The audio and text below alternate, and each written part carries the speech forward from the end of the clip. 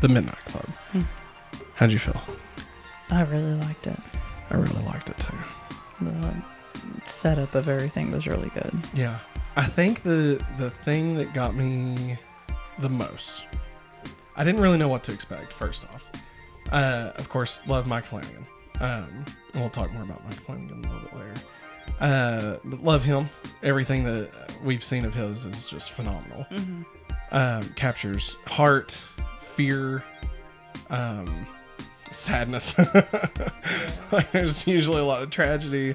And like, I think that enhances the fear, and the fear enhances the tragedy, you know, and then that feeds into the comedy as well. So it's just this perfect circle of emotions that just keep going in his stuff. And it just, every moment, you know, I know there's funny parts in Midnight Mass. I would not call it a comedy. I would definitely call it a horror. Yeah. But it's also really sad and really moving.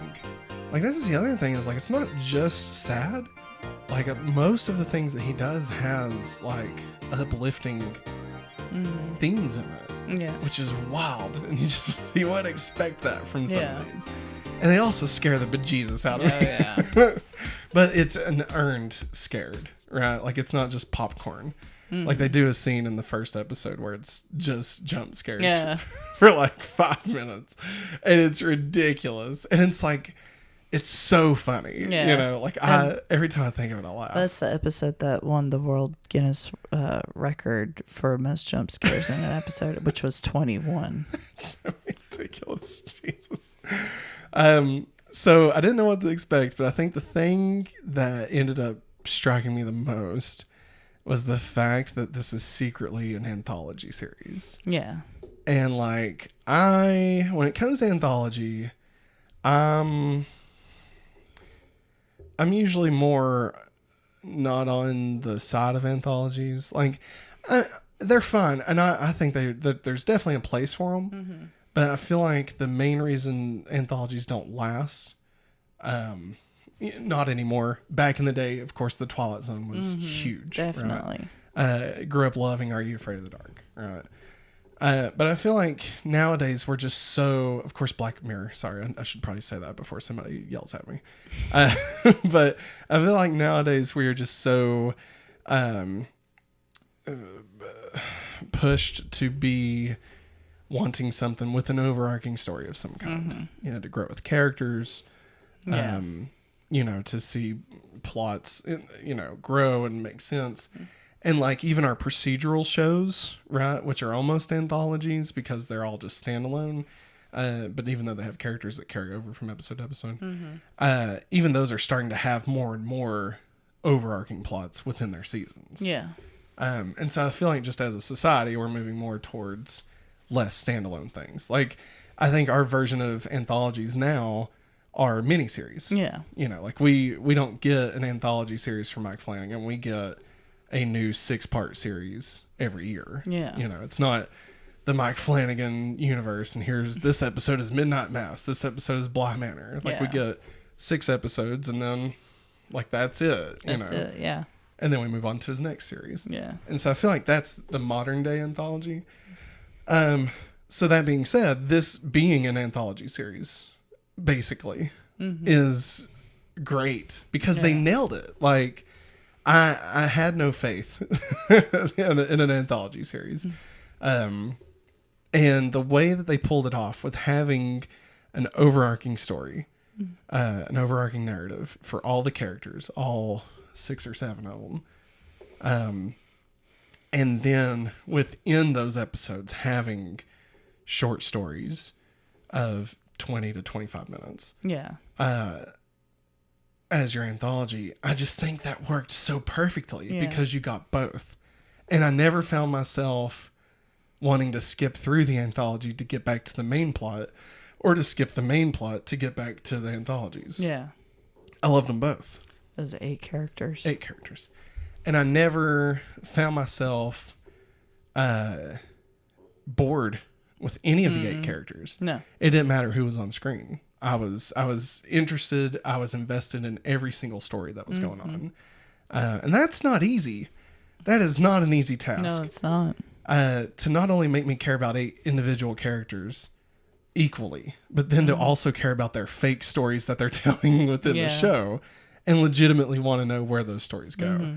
I was shocked that they nailed it. Like, had I known it was that, I don't know if I would have been as excited for it. Yeah.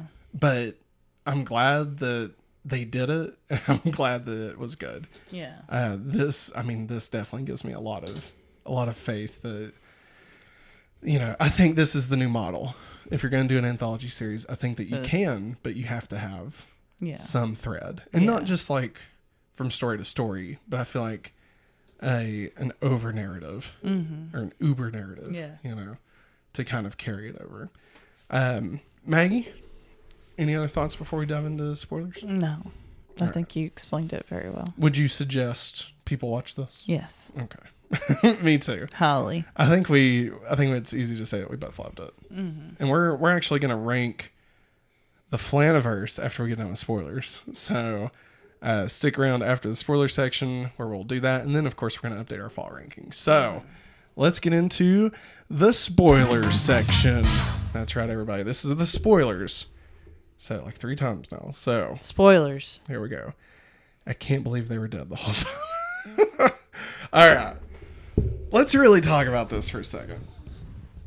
I loved this show. Okay? I really loved this show. I was shocked. I didn't know. I don't even know where to start.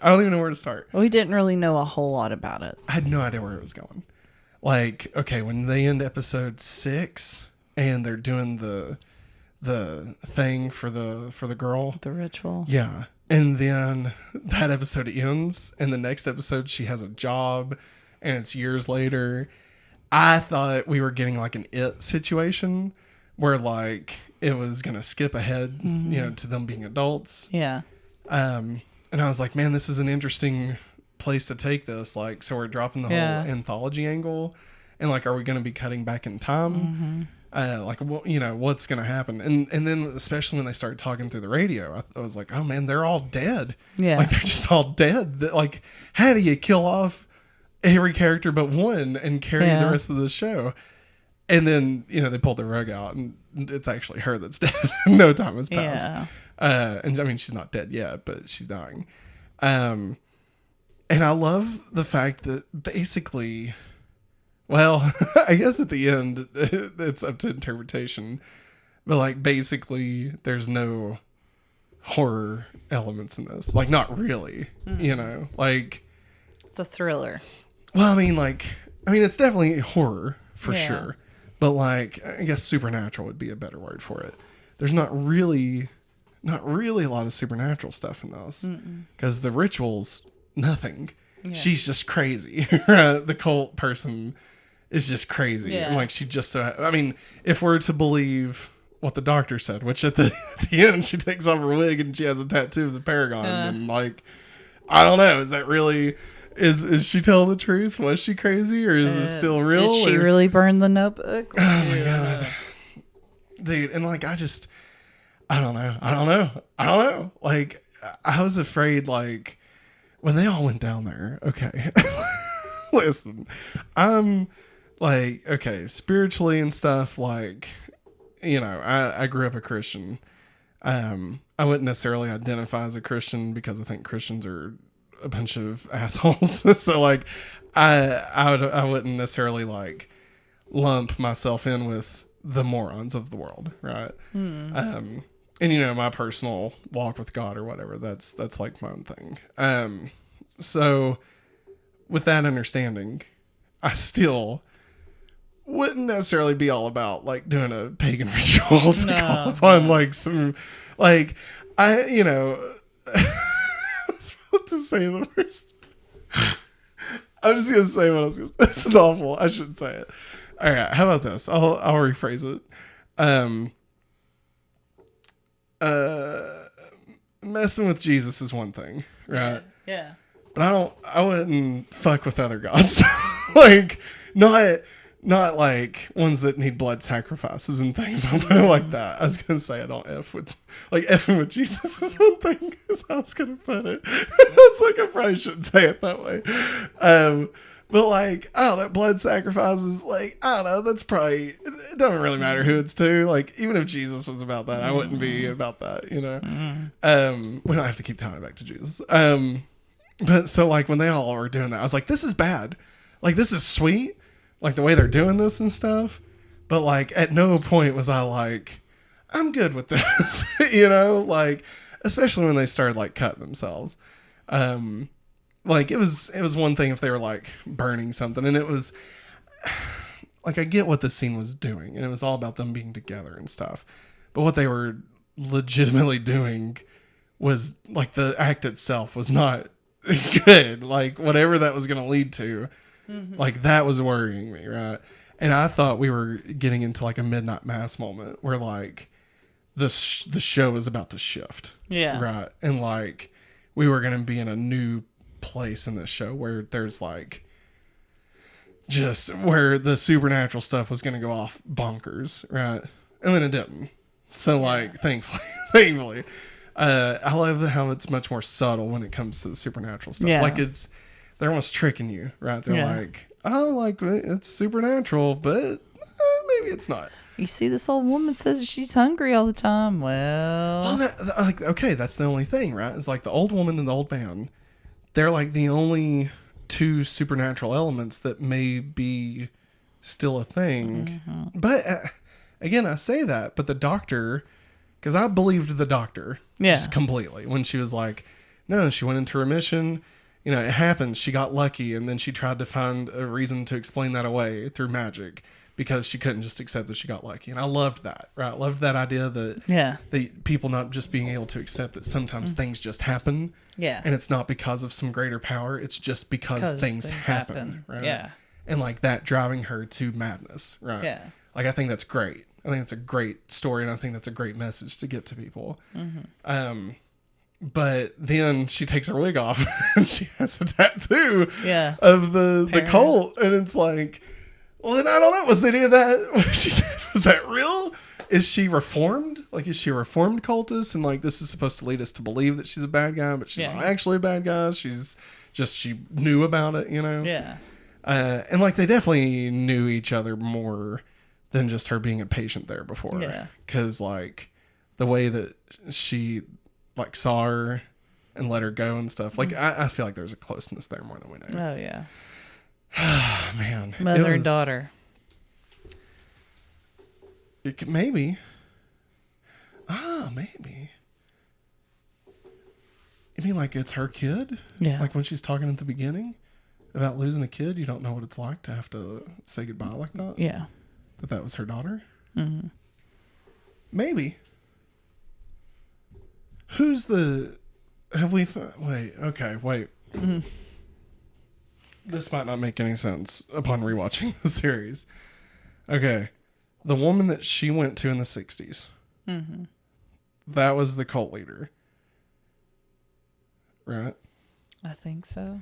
And her daughter is the one that led all the kids out of the place. And she doesn't speak to her mom anymore. Okay. I think that she is the doctor. The doctor is the daughter. Ah, okay. And that's actually... So if Julia, or whatever her name is the doctor's daughter, then that would mean she's the granddaughter of the cult leader. Oh, boy. That's what I'm thinking. Now that, like, again, that might not make any sense. The doctor may... for some reason, I thought she said a son. So I don't even know. Yeah, she did say son at the beginning. How he got sick and stuff. That doesn't mean she still couldn't have been saying son when she meant daughter. You know, or maybe she has both. You know, that would be interesting. I don't know if you have to tie it that way that much, but I definitely think the doctor is the daughter of the cult leader. Okay, I think that's definitely because she saved the kids, right? I feel like that line is definitely there.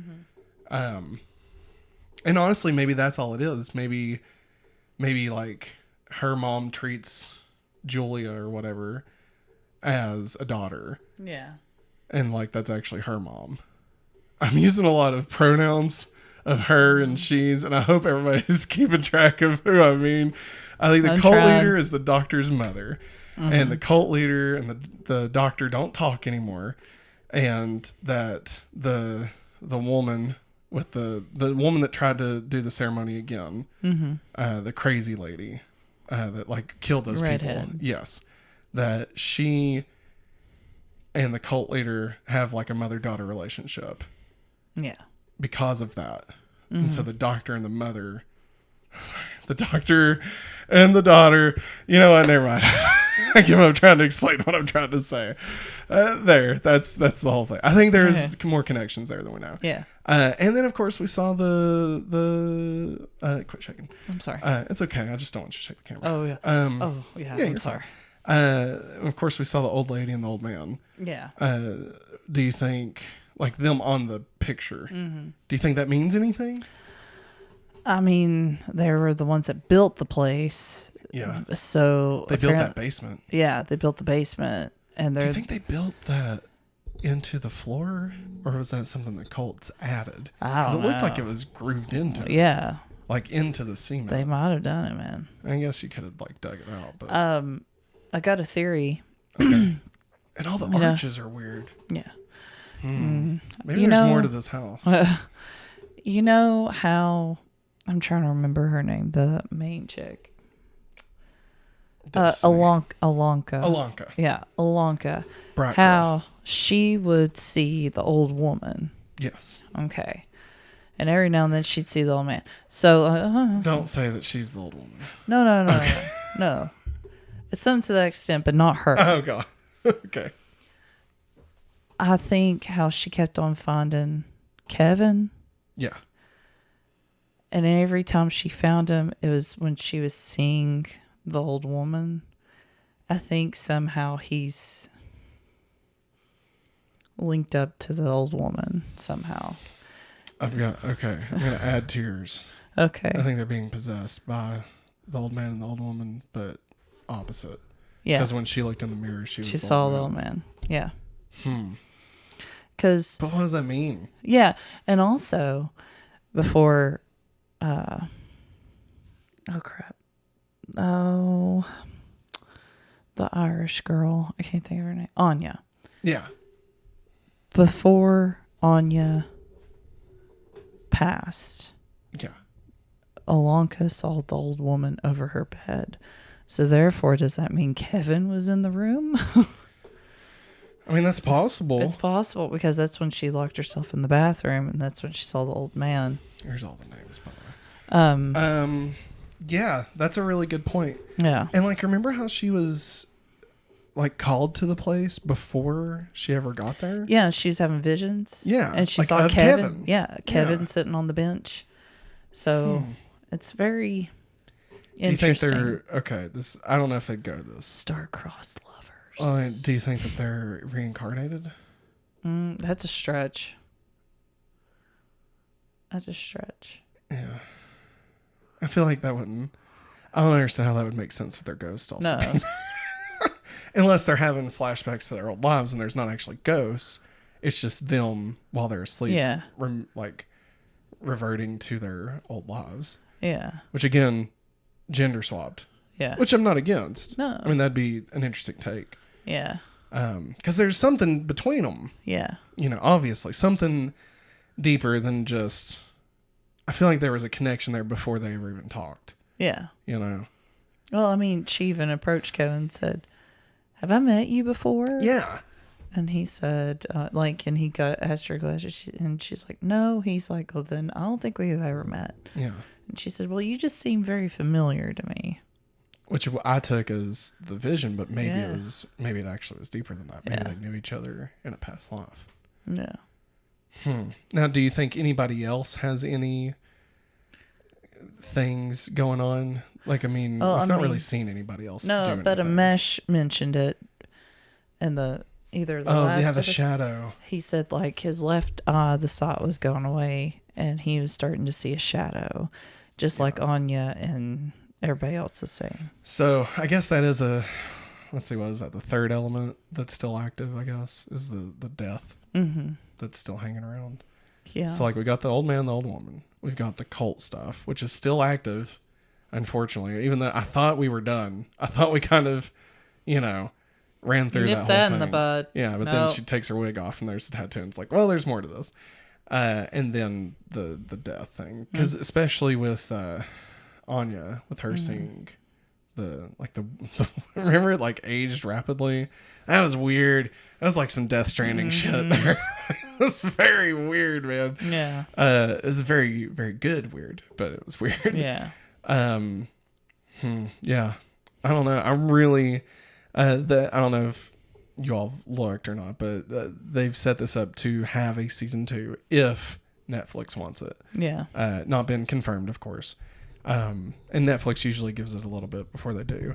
I would be surprised if this doesn't get one. I feel like it's going to do good enough. I feel like it was good. It would be one thing if it sucked, but I feel like it was good. So I can't imagine this is what Mike Flanagan's 4th show with Netflix. So they definitely believe in him. Yeah. So I would be shocked if we don't get a season 2, but I loved it. God, I loved it so much.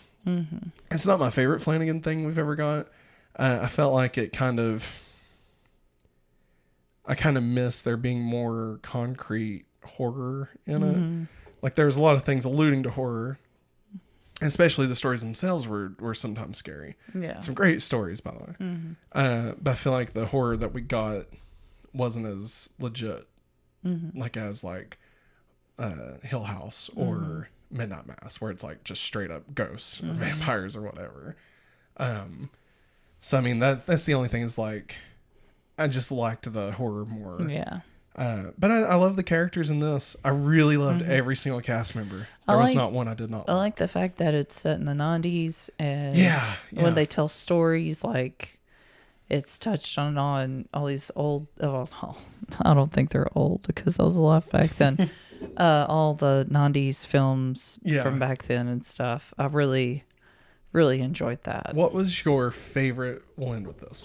The story? Of the stories, yeah. Which one was your favorite? We could run through them real quick. We've got the jump scares. Yeah. We've got the one of the girl, which is actually the main, like the witch. Yeah. Well, I meant the one of the girl that left. Oh. Yeah. That was real, that she ends up meeting and stuff. Yeah. Like, so I guess that's not really a story. Yeah.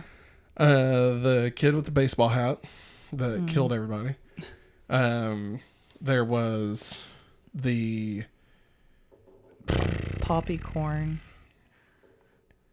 Which one was poppy corn? She told it to Amish. Oh, the longest drive. Yeah. Yeah. And Amish was the game.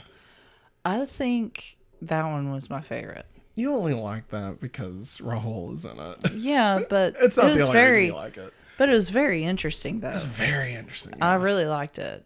Honestly, I think my favorite one is probably the Terminator one near the end. Yeah, that one's a close second for me, man. I liked the one with the baseball cap that it kept coming back. Yeah. Like they kind of did 3 parts of that. Like I enjoyed that aspect of it. But the story itself was, it was fun. Yeah. And the witch was fun. Like they were both, all the stories were good. But I think I just really liked the Terminator one a lot. Because, I'm a sci-fi nerd. Yeah. And then I would say the one with Raoul is my second favorite. Yeah. I could have swore there was another one that we're probably forgetting. Oh, the one that Anya told about the 2 Danas. Yeah, that was early on. Wild. That was early on, yeah. Yeah, that was one of the first stories I think that was told. Yeah. Yeah, that one, I didn't know what to think of the show at that point. Yeah. I bet I'd probably like it more now. But like in that moment, I was like, what are we watching? Yeah. Like, what is this? Is this just Are You Afraid of the Dark? Yeah. Because I didn't know if we were going to get overarching stuff. But now seeing how the whole season plays out, like, I'd probably enjoy that. Yeah. Be able to enjoy it a lot more. Yeah. And I loved Zach Gilford being in it. Yes. That was awesome. Yes. I just wasn't expecting him. I love all the Flanagan people that came back just for one-offs. Yeah. The dad from Hill House. Yes. Rockstar. Yes, that was funny. That was really funny. I think they love putting him in weird roles like that every now and then. Yeah. I really liked Rahul, of course. Yeah. Because I was like, I think I saw where he's in it, but I'm not sure if this is true or not. What a great thing. Just him being in it again. Yes. I loved that. God. I loved it, man. Can't wait to see what they do with season 2. Hopefully they get to do a season 2. Hopefully we get like, I think, unfortunately, given the stakes of the show, I feel like they have a great opportunity to add new cast members and lose cast members quite a bit. Yeah. And it'll suck every time. Like, it'll hurt every time because it's not going to be easy. Yeah, and it's not going to be for good reasons. They're all have terminal illnesses, And like, that's going to suck and it's going to be hard. It's not going to be like they get eat by a wolf or something, And I think we could really deal with some heavy shit, But I think it's also, again, one of the more uplifting shows. I mean, the fact that they almost were able to get me to be cool with blood sacrifice, right? Like, almost. I was never going to be cool with it, but like, I at least thought it was sweet what they were trying to do, right? And like, I wouldn't have thought that would even be possible to get me to feel that way, Yeah, it was, oh God, I really want another season. But I loved it.